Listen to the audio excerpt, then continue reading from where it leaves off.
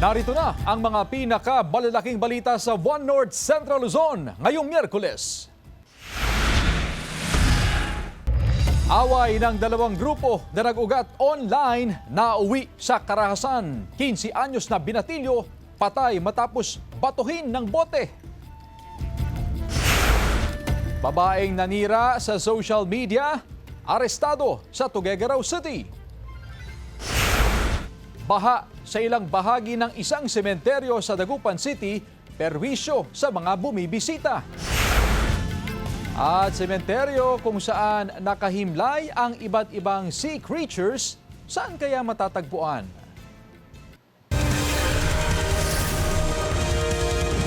Ito ang GMA Regional TV, One North Central Luzon. Magandang hapon, ako si Chris Zuniga.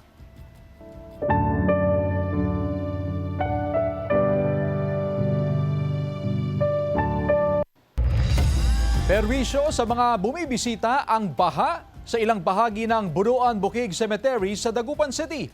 Yan ang balitang tinutukan live ni Sandy Salvacio. Sandy? Chris, pasado alas 5 na ng hapon ngayon pero may mangilan-ngilan pa ring bumibisita dito sa sementeryo upang maglinis, magpintura at magtirik ng kandila para sa mga namayapa nilang mahal sa buhay. Binabaha ang ilang bahagi ng Bunuan Bukig Cemetery sa Dagupan City, kaya ang mga naglilinis sa mga nitso at mga maagang bumibisita roon nakasuot ng bota. Bukod sa baha, problema rin ang putik at nagtaas ang mga talahib sa sementeryo. Kaya si Nanay Norman, nagpalinis na ng nitso ng kanyang asawa at apo. Magpapintura, tapos magpalinis. Marumi. Madaming damo, kalat. Bira yung nagpapalinis ma'am kasi badyang nga sa gilid. Walang dito lang sa harap ang yung iba sila lang naglilinis. Pahirapan daw ang pagtanggal sa mga matataas na damo. Ang diskarte ng ilan, pinagsama-sama ang mga naputol na talahib sa kapinatungan ng sandbag upang may daanan ang magpupunta sa sementeryo. Kasi baka kasi doon grabing baha, abutin yung bota kasi. Kaya sa mga dumadalaw lang dito, yung mga nandito lang sa harap.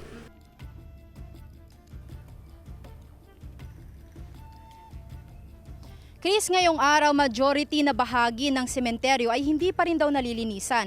Kaya naman, ngayon ay puspusa ng isinasagawang paglilinis dito sa lugar upang madatna naman itong ligtas sa mismong araw ng undas. Samantala, sa pakikipag-usap natin sa caretaker nitong sementeryo, nabanggit naman nila na hinahayaan pa rin daw nila na magtrabaho yung mga kinokontratang magpintura at maglinis ng nicho hanggang alas 6 ng hapon at hanggang October 31 na lamang. Chris? Maraming salamat, Sandy Salvacio. Maaga nang bumisita sa sementeryo ang ilang taga-Isabela upang magtirik ng kandila at mag-alay ng panalangin sa kanilang mga namayapang mahal sa buhay. Ginagawa raw nila ito upang hindi na sila makipagsabayan at makipagsiksikan sa mismong araw ng mga patay. Isinabay na rin nila ang paglilinis sa mga puntod, na ang iba ay nasira na dahil sa tagal ng panahon. Asahan daw na darami pa ang maagang bibisita habang papalapit ang undas. Pangasinan PPO naka-heightened alert na simula ngayong araw, October 29. Makibalita naman tayo live kay Jasmine Gabriel Galban. Jasmine?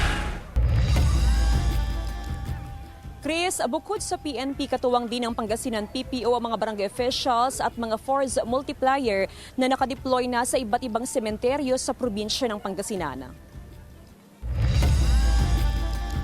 Mahigpit ang monitoring ng mga aldan pulis sa mga sementeryo sa bayan ilang araw bago ang undas. Dumarami na rin ang bilang ng mga maagang bumibisita sa mga sementeryo. Mahalaga raw ang pag-iikot ng mga pulis sa mga sementeryo upang matiyak ang seguridad ng mga maagang dumadalaw sa puntod ng kanilang mga namayapang kaanak. Naka-prepare na po para sa deployment po natin bukas. Medyo nakakabisado nila yung mga mga force multiplier natin. Bali imimit namin sila bukas sa police station bukas para alam nila yung kung saan sila Naka-heightened alert ng Pangasinan Police ngayong araw. Nag-deploy na ng mga pulis sa mga itinuturing na places of convergence gaya ng simbahan, bus terminal at sa mga sementeryo. Naglabas na rin ang PNP ng Oplan Ligtas Undas Tips na magsisilbing gabay ng publiko mula sa pag-alis sa bahay hanggang sa pananatili sa loob ng sementeryo. Kami po ay nanawagan, nagpapalala sa ating mamamayan na gunitian po natin ang undas ng maayos at ligtas para sa ating lahat. Maging alerta tayo upang sa ganon maiwasan po natin mabiktima. Samantala, naglagay na ng railings ang mga otoridad sa kalsada sa Barangay Gilig para maiwasan ang siksikan ng mga maagang natutungo sa sementeryo. Magkaiwalay po yan, madam. Yung iba kasi may mga bastos po kasi na dumadaan yung binabanggay yung mga dalaga. Ganun. Simula bukas, ipagbabawal na ang pagpasok ng mga sasakyan sa tapat o harap ng sementeryo. Chris, naglabas na rin ngayong araw ang lokal na pamahalaan ng Oplan Ligtas Undas Advisory dito nga sa Mangaldan, Pangasinan. So aside doon sa mga Oplan Ligtas Undas tips ay ibinahagi na rin ng lokal na pamahalaan yung mga entry point at exit point papunta dito nga sa mga sementeryo sa bayan. Ganon din yung mga designated na parking areas. Doon sa mga magtutungo po sa mga sementeryo sa Mangaldan, Pangasinan, ang entry point ay doon sa may Gilig Access Road. Malapit po yan sa may slaughter house, habang ang exit point naman mula sa may sementeryo ay sa may Jimenez Street. Habang ang mga designated parking area naman ay ang parking space sa simbahan, ganun din ang parking space ng Mangaldan National High School at yung parking space naman sa Mangaldan Municipal Grounds. Chris? Maraming salamat, Jasmine Gabriel Galban.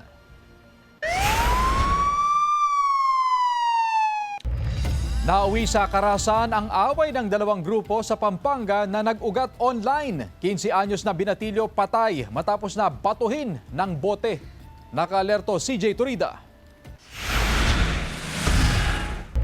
Nauwi sa Karahasan ang away ng dalawang grupo ng kalalakihan sa Barangay Calantas, Florida Blanca, Pampanga. Sa akuhan ng CCTV, makikita ang ilang lalaking nakatambay sa gilid ng kalsada. At nang may paparating na tatlong lalaking sakay ng motorsiklo, pinagbabato sila ng bote. Tinamaan ang ulo ng rider ng motorsiklo, nawalan ng kontrol at bumangga sa isang gate sa gilid ng kalsada. Napuruhan sa ulo ang rider, dinala sa ospital pero hindi na umabot ng buhay. Nananatili naman sa ospital ang dalawang angkas. Nagkahamunan sila through online na makikita sila sa isang lugar doon sa Barangay Calantas. Nung nakita na ng mga suspect yung mga victim na padating, on board sila ng isang motorcycle, pinagbabato nila ng bote. Dahil doon, binilisan ng driver yung takbo ng motorcycle until bumangga siya doon sa pader. Gumagawa po sila ng project kasi nga po magpapasko, gumawa po siya ng parol. Nagabihan po sila sa paggawa ng parol dahil po may curfew hours, 9:30 nang hiram ng motor. Ihahatid po yung mga kaibigan niya. Sa follow-up operation ng pulisya, nahuli ang pangunahing suspect sa krimen. Tinutugis ang tatlong iba pa. Sinisikap ng GMA Regional TV na makuhanan ng pahayag ang nahuling suspect. Patuloy ang investigasyon ng mga otoridad sa insidente. Nananawagan po kami sa mga magulang. Tulungan po nila kami na disiplinahin yung mga kabataan, especially yung sa pagpapatupad ng curfew. Yung curfew po, hindi po ito para parusahan yung mga bata. Ito po ay para ilayo po sila sa kapahamakan. CJ Turida, One North, Central Luzon. Arestado ang 29 anyos na babae sa Tuguegarao City sa Cagayan dahil sa umano'y paninira niya sa isang 49 anyos na ginang sa social media. Batay sa investigasyon ng PNP Regional Anti-Cybercrime Unit 2, nangyari ang insidente noong Mayo pero hindi idinetalye ng otoridad kung paano siniraan ng sospek ang biktima. Ayon sa PNP, malinaw na paglabag ito sa Cybercrime Prevention Act of 2012. Nagpaalala ang otoridad sa publiko na may kalalagyan ang mga nagpapakalat ng maling impormasyon at paninirang puri sa social media. Tinutuganan po namin ito ang reklamo nila sa pamamagitan po ng pag-save po namin ng mga digital evidences at technical assistance po sa mga complainant.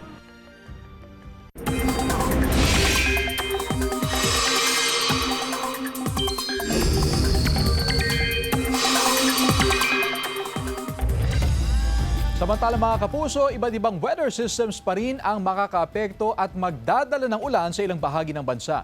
Kabilang dyan ang Intertropical Convergence Zone o ITZZ, Northeast Monsoon o Amihan at Easterlies.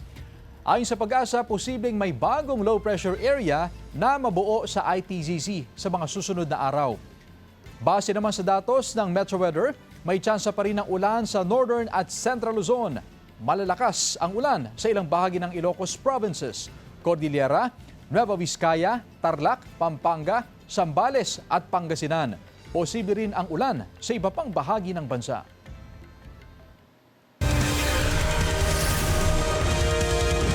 Ito ang GMA Regional TV 1 North Central Luzon.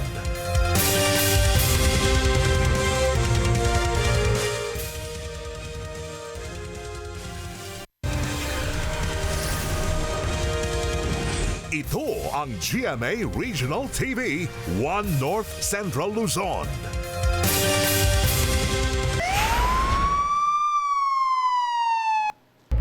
Patay ang 23 anyos na babaeng rider matapos na mawala ng kontrol at sumalpok sa kasalubong na van sa Cauayan City. Yan at iba pang balita sa pagtutok ni CJ Turida. Patay ang 23 anyos na babaeng rider ng motorsiklo matapos sumalpok sa kasalubong na van sa bahagi ng Barangay Santa Luciana, Cauayan City, Isabela. Sa investigasyon ng pulisya, mabilis ang patakbo ng rider at nawala ng kontrol sa manibela. Dinala pa sa ospital ang biktima pero hindi na umabot ng buhay. Wala pang pahayag ang kaanak ng biktima at ang driver ng van. Isang bangkay ng lalaki ang nakita sa bahagi ng irigasyon sa Barangay Ranyag, Ramon, Isabela.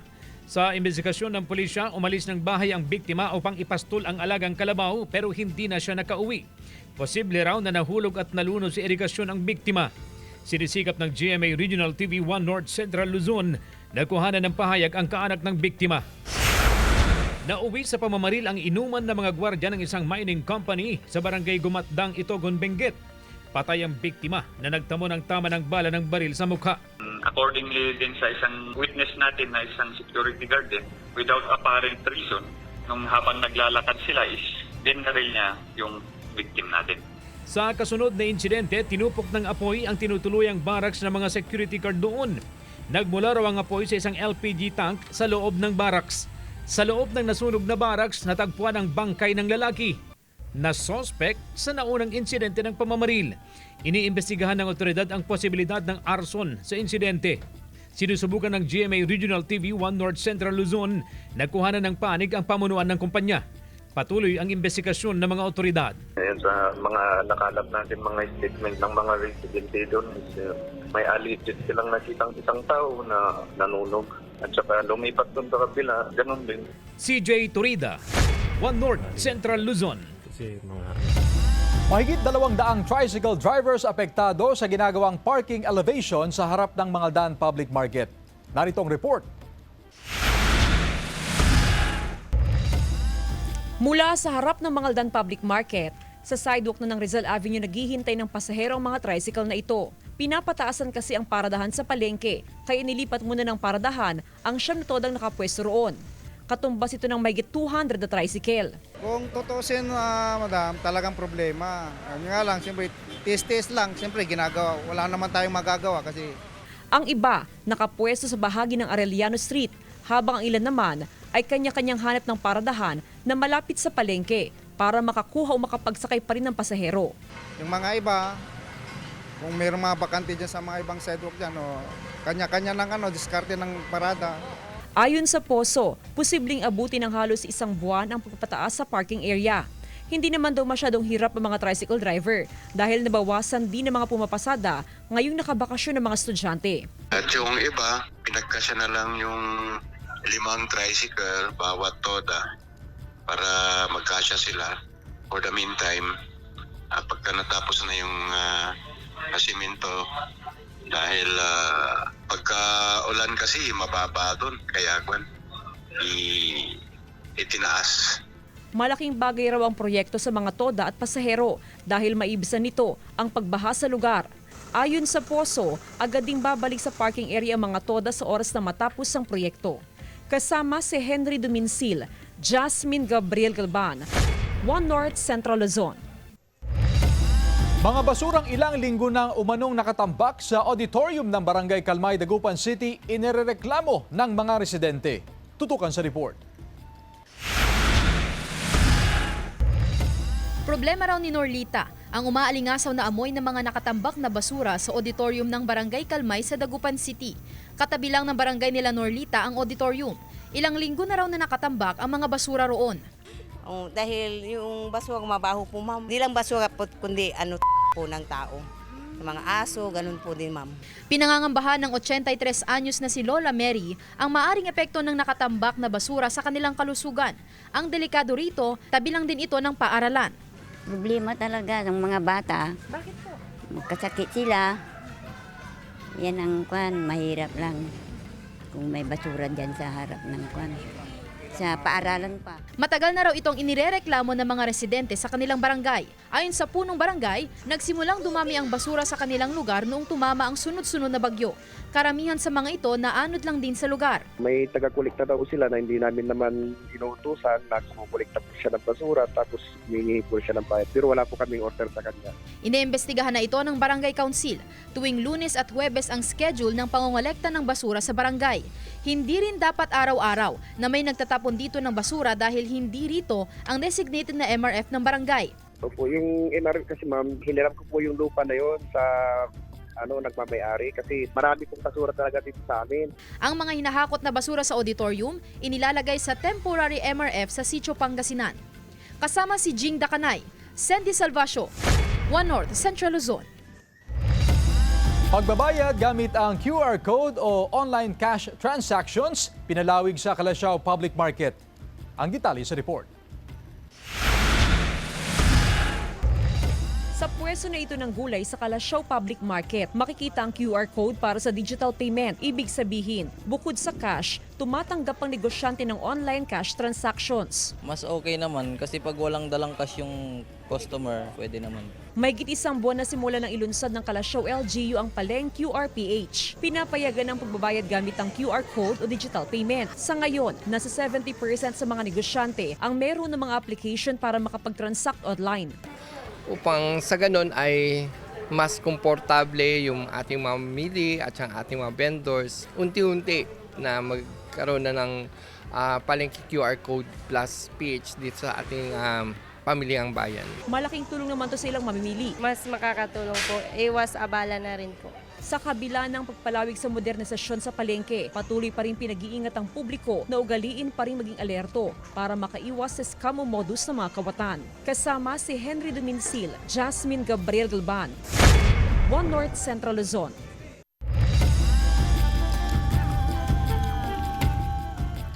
May Hollywood comedian at host na mapapanood sa GMA Prime series na Sanggang Dikit for Real.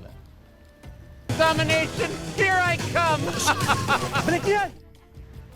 Sa ending credit scene kagabi ng action drama, may teaser na ng paglabas ni Conan O'Brien sa episode tonight. Makasagupa niya ang police officers na sina Tonyo at Bobby, played by Kapuso drama king Dennis Trillo at Ultimate star Jeneline Mercado. 1 week lang nagstay sa Pilipinas si Conan, pero naisingit niya sa kanyang schedule ang taping sa Sanggang Dikit for Real. Kwento niya, warm welcome ang natanggap niya sa mga Pinoy na masayahin daw. Masaya rin si Denjen sa cameo ni Conan sa series. This was incredible. They sent us the script, very good writing, loved it. They seemed to understand that I'm a silly fool.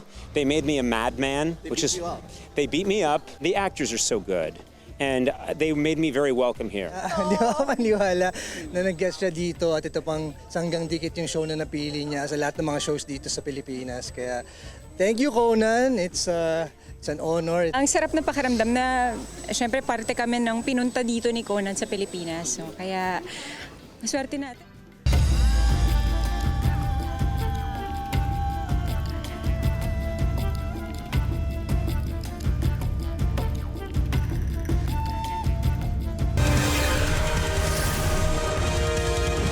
Ito ang GMA Regional TV, One North Central Luzon.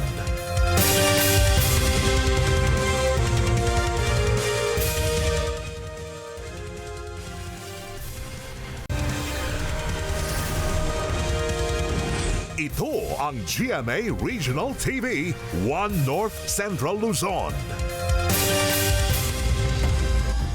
700,000 pesos na halaga ng iligal na paputok nasabat sa checkpoint sa Amulong, Cagayan. Narito ang report. Naharang sa checkpoint sa Barangay Estefania, Amulong, Cagayan ang isang closed van na may kargang iba't ibang klase ng paputok hapon noong Lunes. Nakasilid sa kahon ng mga paputok na nagkakahalaga ng 700,000 pesos.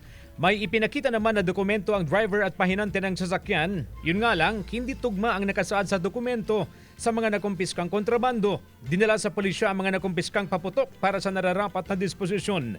Wala pang pahayag ang driver at pahinante na mahaharap sa kaukulang kaso. Arestado ang 2 katao matapos mahulihan ng hinihinalang smuggled na sigarilyo sa Barangay Alinam, Cauayan City, Isabela noong Lunes.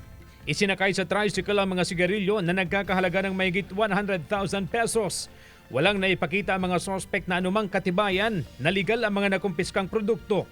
Mahaharap ang mga sospek sa kaukulang kaso na wala pang pahayag. CJ Torida, One North, Central Luzon. Halos 50 na namatay na iba't ibang uri ng sea creatures nakahimlay sa isang fish cemetery sa Dagupan City. Silipin sa report. Mga kapuso, nakarinig na ba kayo ng sementeryo na hindi para sa mga namayapang tao kundi para sa mga sea creatures? Meron yan sa Fish Cemetery sa Barangay Bunuan, Bukid, Dagupan City na ipinatayo noong 1999 ng BFARNIF TDC. Iba't ibang sea creatures ang nakahimlay rito. Karamihan, mga napadpad sa dabing dagat sa iba't ibang probinsya sa Luzon.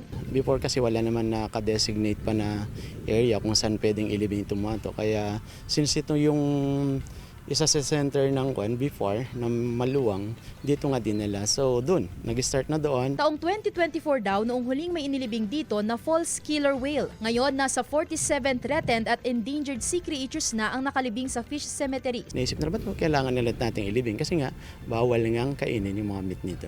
Sa paglilibot nga natin dito sa sementeryo ay natagpuan natin yung unknown Moby Dick na tinatawag nila, at ito raw yung pinakaunang whale species na inilibing dito noong 1999. Natagpuan daw ito sa Malabon at na may bigat na 1.2 tons at may haba naman na 320 cm. Dahil kay Moby Dick, naisipan ng ahensya na gawin itong awareness campaign para sa mga tao at ipaalalang bawal ang paghuli sa mga sea creatures na ito. Pupunta nagtali ng mga mag-aaral na natin. So usually around almost 1,000 yung mga OJTs natin na pumupunta dito all over the Philippines. Kasama si Jing Dakanay, Sandy Salvacio, One North, Central Luzon. Samantala, plaza sa Bugalyon, Pangasinan, instant pasyalan dahil sa giant Christmas tree at iba pang mga dekorasyong pampasko. Pasyalan sa report. Instant atraksyon ang giant Christmas tree sa plaza ng Bugalyon, Pangasinan. Napalamutian ito ng Christmas decors, inviting ang iba't ibang disenyo ng sweets, mga gift display na nakaiinganyo sa mga bisita. Selfie-worthy rin ang heart tunnel, reindeers at maging sa harap ng munisipyo na namumutiktik sa palamuting pamasko. Gawing Christmas village itong aming General Jose Torres Park para hindi na lumayo ang aming mga kababayan na taga dito sa Bugalyon. Pero there's more ang hatak ng LGU dahil plano pa nilang magdagdag ng atraksyon na tiyak ikamamangha ng mga bibisita sa lugar. Kung ikukumpara po sa dati, iba po yung kinalabasan sa ngayon. Kumbaga mas pinaganda po. Magkakaroon naman ng ceremonial lighting sa mga Christmas display. May kaunting sorpresa po na handog namin para sa aming mga kababayan dito po sa Bugalyon. Kasama si Ron Taniedo, Joel Fernandez, One North, Central Luzon. Mga kapuso, 57 days na lang. Pasko na. Samantala, mapapanood niyo po ang episode na ito at iba pang pinakahuling lokal na balita sa official website ng GMA Regional TV, www.gmaregionaltv.com. Pwede rin kayo bumisita sa aming official YouTube channel, GMA Regional TV, at i-click ang subscribe button para sa pinakamaiinit na balita mula sa mga rehiyon. Nais din naming pasalamatan ng mga kapuso sa Hilaga at Gitnang Luzon, maging ang mga kapuso natin abroad. Dahil sa GMA Regional TV, local news matters.